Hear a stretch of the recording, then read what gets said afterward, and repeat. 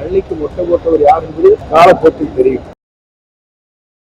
தமிழ்நாட்டுல எல்லாமே சேஞ்ச் ஆயிடுச்சு. உங்க நகையையும் சேஞ்ச் பண்ணுங்க. உங்க பழைய நகைக்கு கிராமுக்கு 150 ரூபாய் கூடுதலா வாங்கி புது நகை எடுத்துக்கோங்க.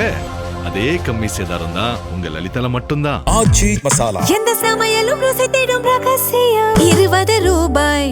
காஞ்சிபுரம் செம்மொழி பூங்காவில் 40 கோடி ஊழல்னு சொல்லி இன்னைக்கு கோவை மாநகராட்சியில் காங்கிரஸார் குற்றச்சாட்டு வச்சிருக்காங்க. அதை சொல்லுங்க. எதுவாக இருந்தாலும் புதிய அரசு இப்போதான் பொறுப்பேற்றிருக்கிறது. இந்திய அரசின் காலத்தில் தான் இது போன்ற நடவடிக்கை மேற்கொள்ளப்பட்டிருக்கிறது. நேற்றைய முன்தினம் கூட பல்வேறு நடவடிக்கை மேற்கொள்ளப்பட்டிருக்கிறது. நம்முடைய விடப்பட்ட டெண்டர்கள் இது கூடுதலாக இருக்கிறது என்பதற்காக எடுக்கப்பட்டிருக்கிறது. வருட முடிவுகள் ஏற்படுத்தப்பட்டது. இந்த மாதிரி வேகமான நடவடிக்கை தான் மேற்கொள்ளப்பட்டு வருகிறதே தவிர வேறுபடுகிறது. இதுதான் நடைபெற்றுக் கொண்டிருக்கிறது. ஆகவே எதுவாக இருந்தாலும் நம்முடைய மாண்புமிகு தமிழக வெற்றிக் கழகத்துடைய தலைவர் தளபதி அவர்கள் முதலமைச்சராக இருக்கும் வரை எந்த தவறும் நடந்து விடக்கூடாது என்பதை கண்ணும் கருத்துமாக இருக்கிறார்.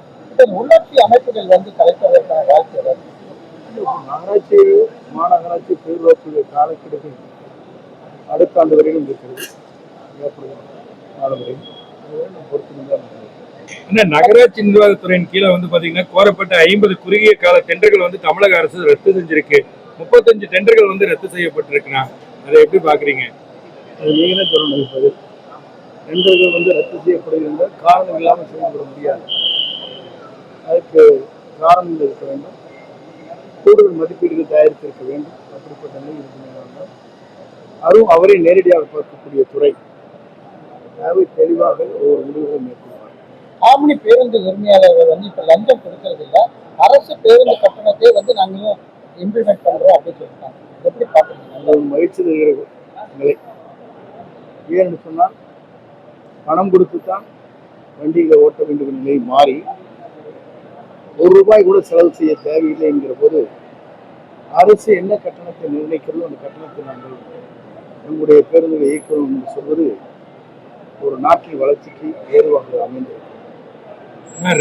ரெஸ்டார் பார் வழங்குற திட்டத்தை தமிழக அரசு கைவிடணும், இல்லைன்னா போராட்டம் நடத்துவோம் அப்படின்னு சொல்லிட்டு அன்புமணி சொல்லியிருக்காரு. மீண்டும் குடிமகன்களுக்கு இதை குடிப்பதற்கான ஒரு வழியை வாய்க்குன்னு சொல்லியிருக்காரு. இன்றைய சூழ்நிலையில் அரசு என்ன நடவடிக்கை மேற்கொள்ள வேண்டும் அது வேகமாக விரைவாக எடுத்துக் கொண்டிருக்கிறது. போதைப் பொருள் ஒழிக்கப்பட வேண்டும் என்பதற்காக கேரள மாநிலம் தமிழ்நாடும் இணைந்து அந்த பணிகளை நாம் மேற்கொண்டு வருகிறோம். படிப்படியாக அதை பற்றி ஒருவரும் முடிவை மேற்கொள்வார். பழனிக்கே மொட்டை போட்ட ஆட்சி விஜய் சொல்லிட்டு அதை காப்பாற்றிக்க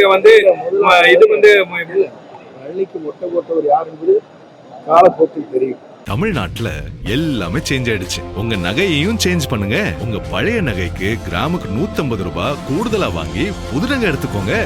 அதே கம்மி சேதாரம் தான் உங்க லலிதால மட்டும்தான். ஆச்சி மசாலா. எந்த சமையலும் ருசி தேடும் ரகசியம் 20 ரூபாய்.